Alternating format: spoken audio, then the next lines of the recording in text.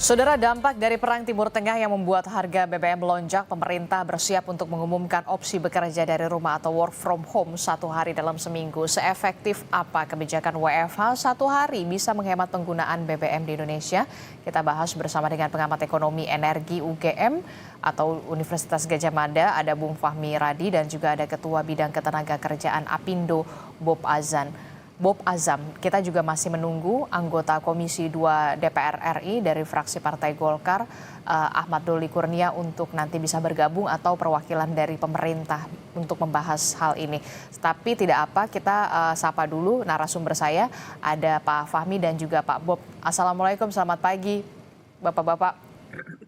Waalaikumsalam. Saya udah hadir. Oke, Pak Doli ternyata sudah hadir. Selamat datang anggota Komisi 2 DPR dari fraksi Partai Golkar, Bung Ahmad Doli Kurnia. Saya ingin ke Bung Fahmi dulu. Bung Fahmi, ini kalau kita lihat ya, tadi Anda menyebutkan bahwa kurang efektif kok ya rasanya kalau ASN ini WFH di hari Jumat. Itu justru dikhawatirkan berpotensi untuk bisa adanya pergerakan tambahan bagi mereka yang ingin berlibur ataupun pulang ke kampung halaman. Selain itu, apa menurut Anda jadi harusnya efektifnya berapa hari nih WFH-nya untuk aparatur sipil negara? Enggak, jadi work from home itu kan memang belum terbiasa itu ya. Ini nanti akan menyangkut masalah working behavior. Nah, ini nggak bisa jangka pendek itu ya.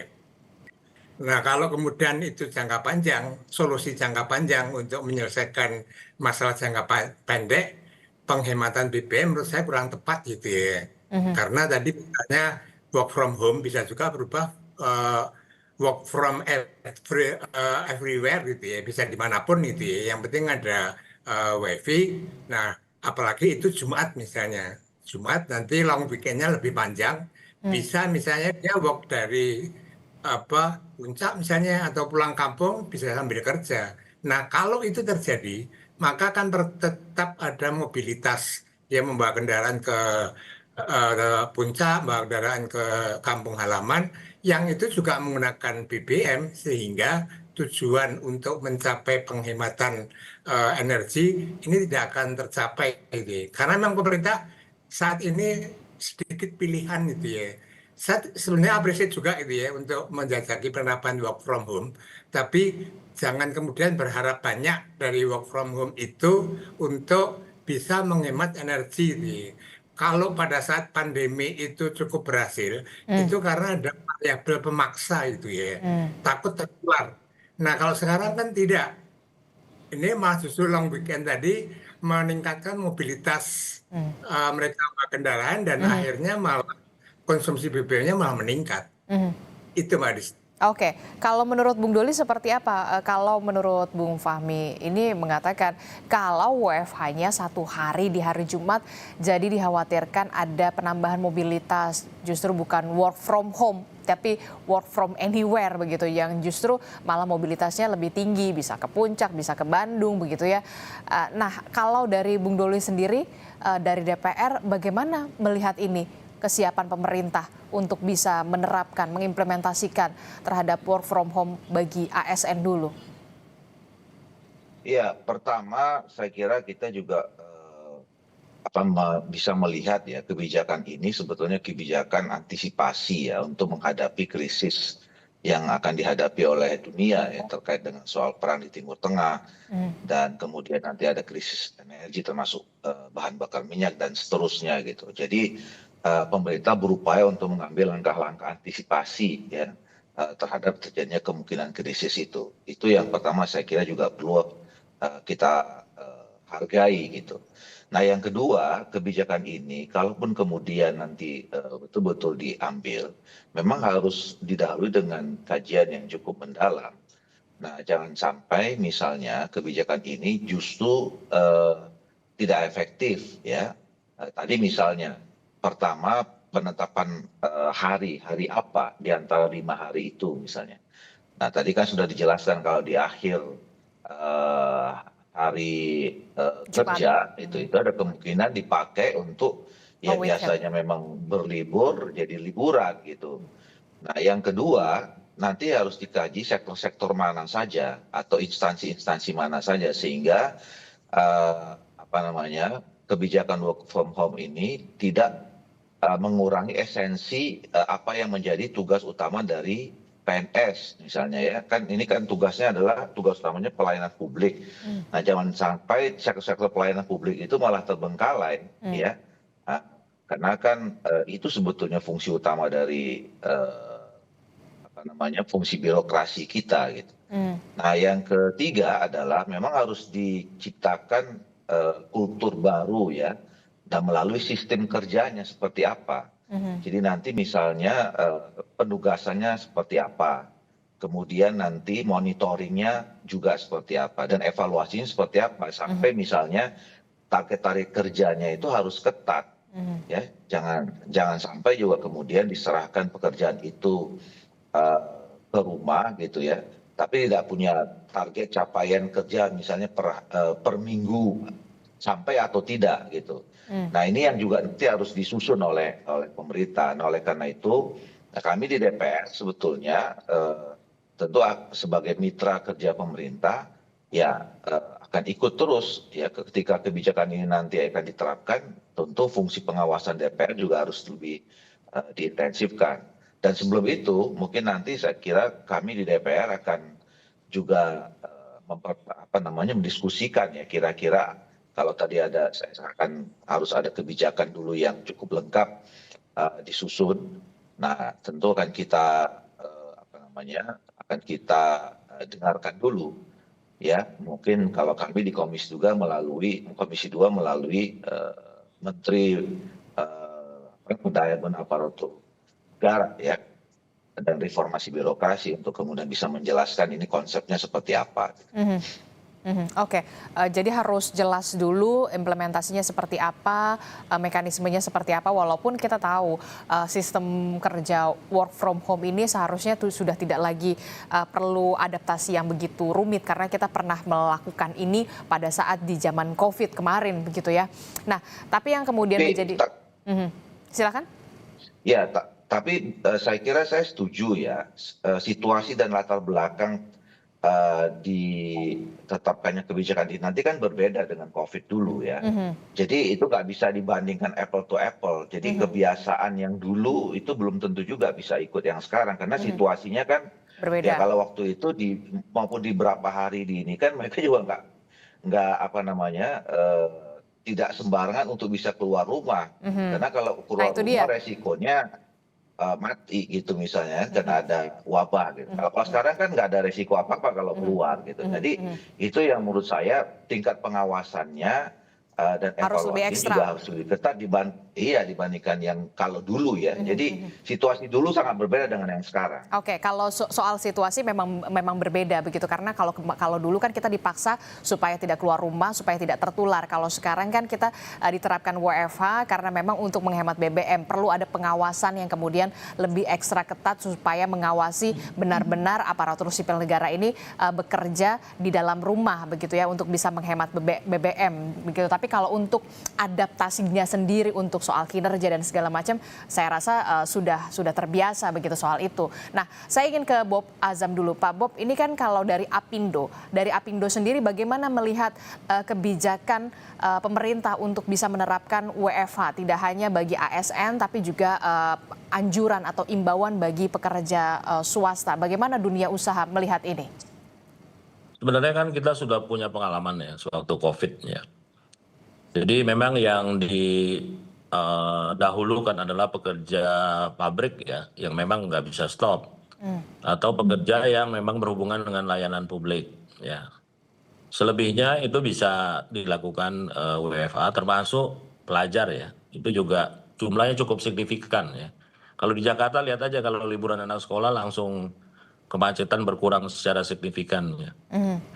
Nah, kemudian yang perlu kita sadari bersama bahwa apakah krisis ini akan berjalan secara jangka pendek atau berlangsung jangka panjang itu. Kalau berlangsung jangka panjang, ini bukan hanya sekedar WFH, tapi juga merubah pola bekerja kita. Ya, kita harus mencari cara-cara yang lebih efisien, lebih produktif. Jangan sampai WFH-WFO-nya kita ini hanya meniru kebijakan di negara tetangga kita gitu loh. Ya, karena kita harus sadari bahwa tanpa ada krisis pun bulan Maret ini kita sudah libur 2 minggu. Ya. Jadi produktivitas kita ini separuh ya. Tapi di lain sisi begitu Lebaran itu kan kebutuhan BBM kita melonjak 2 kali lipat ya. Jadi bulan Maret ini kita sudah tertinggal ya dibanding negara tetangga ya. Tapi ini memang karena ada Lebaran ya. Nah oleh karena itu saya ingin menyampaikan begini ya, bahwa kita juga harus menyadari kita ini pengguna energi yang terendah di ASEAN gitu loh. Ya Singapura itu 10.000 kWh per tahun ya. Malaysia itu 5.000 ya. Vietnam itu 3.000, Indonesia hanya 1.400 kWh. Jadi sebenarnya kita ini sudah minim sekali gitu loh. Ya, tapi karena ada krisis ya kita harus melakukan penghematan apapun bentuknya. Saya setuju gitu loh. Nah, oleh karena itu kita harus memilih dan memilah ya.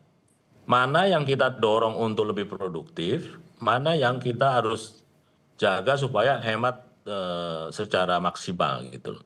Kita harus pilih bidang-bidang mana yang mempunyai multiplier effect ya, terhadap ekonomi kita. Ini harus dijaga bahkan didorong.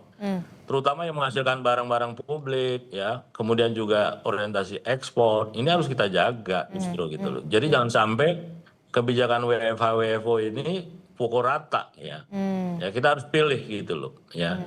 Nah, ini harus dibicarakan secara bersama detail gitu. ya.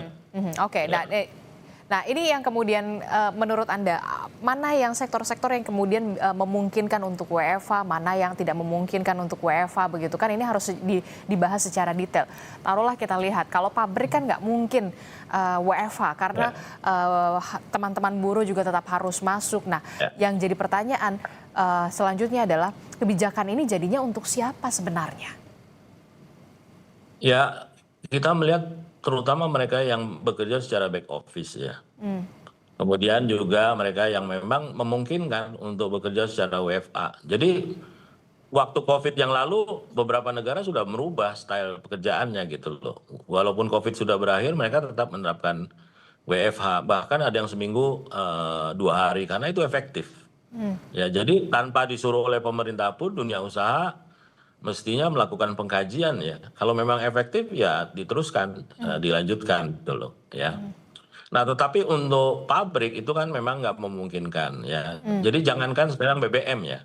Sekarang bahan baku pun kita problem itu loh ya. Bukan hanya BBM tapi turunan produk minyak ya seperti nafta, plastik ini kita nggak dapat supply ya. Ini bisa berdampak luas kepada industri makanan, minuman ya. Mungkin kita akan berhenti produksi kalau misalnya tidak terjadi perbaikan supply. Kemudian juga kontainer juga sekarang ini juga imbalance itu loh ya. Jadi ekspor dan import itu nggak balance sehingga kita mau ekspor pun nggak ada kontainer. Jadi ada mungkin tanpa disuruh WFH kita berhenti. Tapi begitu kita ada barang dan kita bisa produksi, kita berproduksi semaksimal mungkin. Jadi situasi yang kita hadapi seperti ini gitu loh ya. Nah kita juga harus sadari bagaimana di hulu kita ya supply bahan bakar kita ya. Yang saya tahu dari Pertamina itu nanti mohon dikoreksi ya. 500.000 barel itu bisa diproduksi dan di refinery ya di Indonesia. 500.000 barel lagi kita impor dalam bentuk crude tapi bisa di refinery di Indonesia. Jadi refinery kita punya kapasitas 1 juta ya. Selebihnya 500.000 itu kita import dalam bentuk end product gitu loh. Itulah kondisi kita saat ini. Jadi kita agak berbeda ya dengan negara lain yang sama sekali mungkin nggak punya supply ya. Kita masih punya kilang yang kapasitasnya 1 juta. Nah perang Iran ini kita harus lihat ya. Yang kena dampak ini apa? Kilang apa untuk eksplorasi BBM-nya. Kalau kilang ya blessing ya kita punya kemampuan kilang sampai 1 juta di dalam negeri gitu loh. Nah kemudian juga peristiwa ini juga harus bisa menjadikan kita lebih lebih inovatif untuk mencari sumber-sumber energi yang baru. Contoh ya tahun 2010 kan kita juga pernah mengalami kenaikan harga BBM sampai 140 US dollar. Nah, waktu itu digembar-gemborkan lah, ada minyak jarak lah, bioetanol lah. Sampai waktu itu dibangun bioetanol itu di Mojokerto ya, satu pabrik grand dari pemerintah Jepang ya. Oke. Tapi setelah harga minyak turun jadi 60 udah berhenti lagi gitu loh. Ya. Nah, jadi situasi seperti ini harus memacu kita bukan sekedar untuk menerapkan WFH WFO, tapi transformasi cara kerja, transformasi energi kita, transformasi ekonomi kita, ya supaya kita menjadi the winners ya, bukan the loser ya, dengan situasi yang saat ini. Oke, bagaimana Bung Fahmi Anda melihat perspektif dari Bung Bob Azam ini? Kita harus cermat betul begitu untuk melihat situasi saat ini, termasuk juga untuk bisa memikirkan bagaimana bertransformasi soal energi baru, bioetanol misalnya satunya, dan bagaimana ketika backup plan-nya ketika ini harus jangka panjang begitu. Ya, saya kira work from home ini memang harus mulai diperkenalkan itu ya. Di banyak negara maju itu sudah menerapkan juga, beberapa perusahaan konsultan di Indonesia pun juga sudah menerapkan itu ya. Tapi untuk secara menyeluruh ini kan perlu diuji coba itu ya, perlu dicobakan. Tapi ini kan tidak bisa seketika gitu ya. Maksud saya jangan sampai bahwa work from home ini satu-satunya kebijakan untuk mencapai efisiensi dalam rangka penghematan BPN. Nah, kalau itu nanti tidak akan tepat gitu ya. Nah, kemudian mana saja saya setuju tadi misalnya pegawai pabrik kalau harus ikut work from home ini akan mengurangi produktivitas dan akan merugikan bagi pabrik tadi. Nah, kemudian yang perlu dipertimbangkan juga kalau kita gunakan cost and benefit analysis, misalnya benefitnya tercapai lah penghematan 20% seperti yang dikatakan Pak Purbaya gitu ya. Tapi ini ada cost-nya juga gitu ya.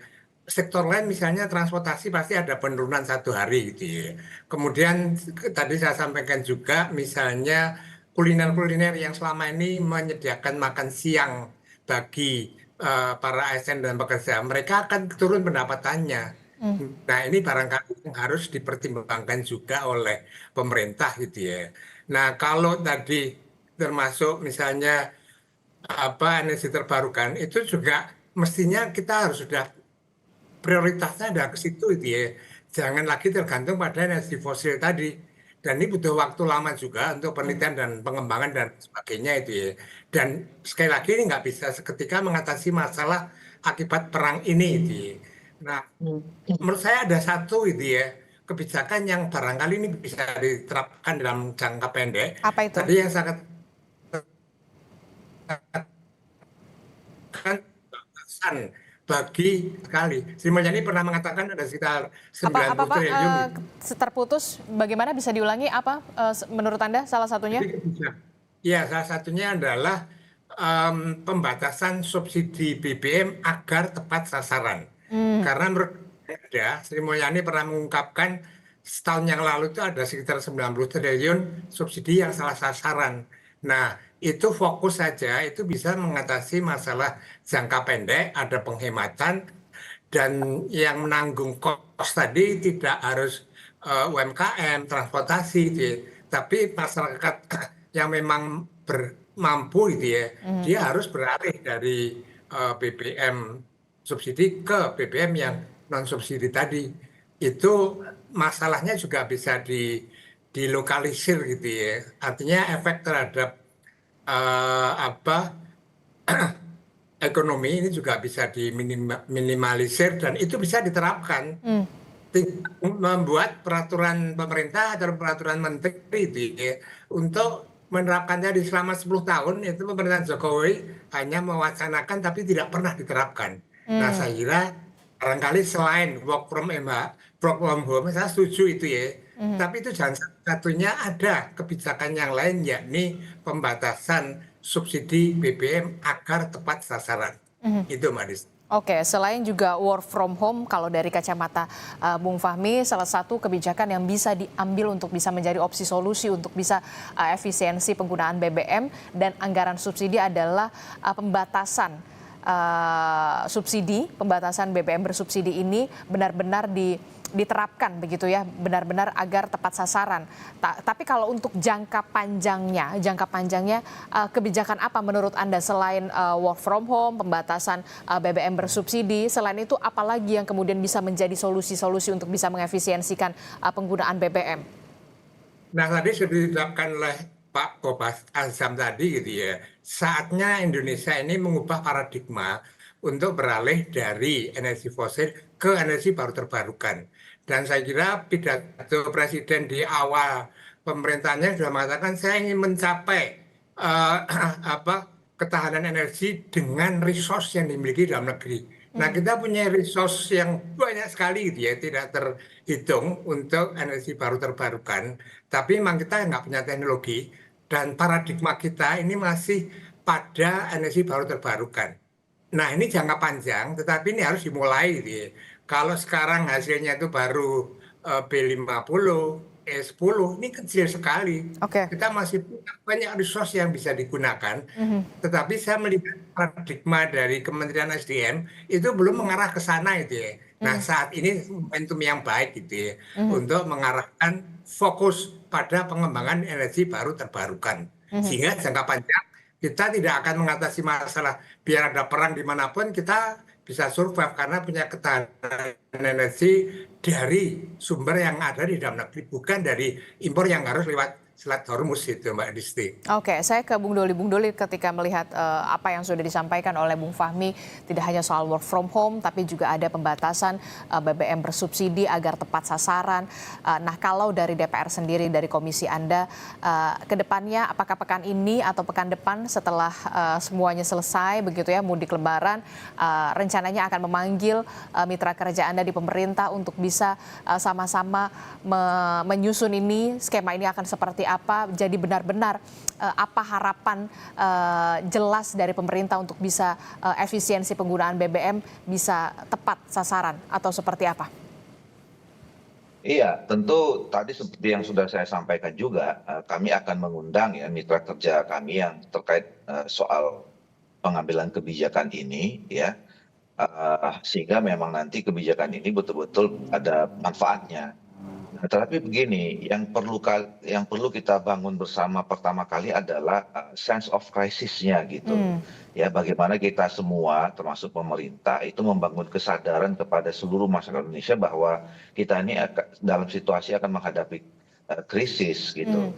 Nah, kalau kita lihat fenomena Lebaran ini kan suasananya kan hampir nggak seperti krisis ya.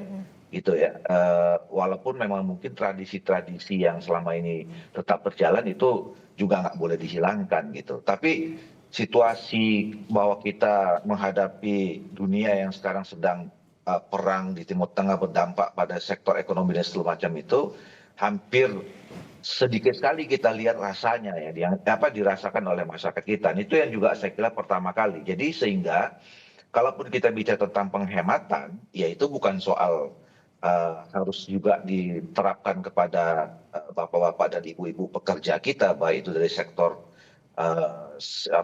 PNS maupun swasta, tapi itu dirasakan oleh kita semua soal penghematan ini. Nah, yang kedua adalah work from home ini kan saya kira memang ini solusi jangka pendek. Betul. Ya. Nah, yang menengah dan ke depan itu saya kira memang harus ada saya sepakat tadi, harus ada transformasi di semua sektor. Misalnya soal sistem kerja kita, ya memang di belahan dunia tempat lain, ya itu memang sudah terbiasa work from anywhere, gitu ya. Nah, ini kan juga harus dari dulu juga sudah kita coba bicarakan ini ya di pemerintah, bagaimana PNS kita atau ASN kita itu juga sudah mulai bisa bertransformasi menghadapi situasi kerja yang memang semakin hari harus semakin Adaptif. efisien dan kemudian produk tetap menjaga produktivitas ya. Nah, kan sekarang sudah banyak kerja yang memang tidak perlu lagi tempat fisik kan. Semuanya. Nah, itu kan yang kita harus perkenalkan kepada dunia kerja kita sehingga memang bisa lebih efisien. Nah, yang berikutnya adalah tadi sektor ekonomi kita khususnya energi harus juga bisa cepat transformasi. Jadi artinya krisis ini juga harus memotivasi kita untuk bisa kemudian bisa menyesuaikan ya atau bertransformasi dengan situasi yang baru yang bisa lebih efisien dan lebih efektif cara kerja kita semua dalam sektor apapun, kira-kira begitu. Oke, nah ini tentu kita akan tunggu bagaimana kebijakan pemerintah kalau untuk work from home adalah pilihan atau solusi jangka pendek untuk bisa melakukan penghematan atau efisiensi penggunaan BBM, tapi kemudian kita yakin betul bahwa pemerintah juga harus menyiapkan apa opsi jangka panjangnya ketika memang efisiensi ini harus berjalan secara dalam jangka panjang begitu, termasuk juga transformasi di segala bidang. Terima kasih Bung Doli telah bergabung bersama kami dari perwakilan DPR, kemudian juga ada dari Apindo, Bob Azam, Pak Bob Azam, terima kasih, dan juga dari pengamat ekonomi energi dari Universitas Gadjah Mada, Bung Fahmi Radi telah bergabung bersama kami. Sehat selalu Bapak-Bapak, Assalamualaikum, selamat pagi.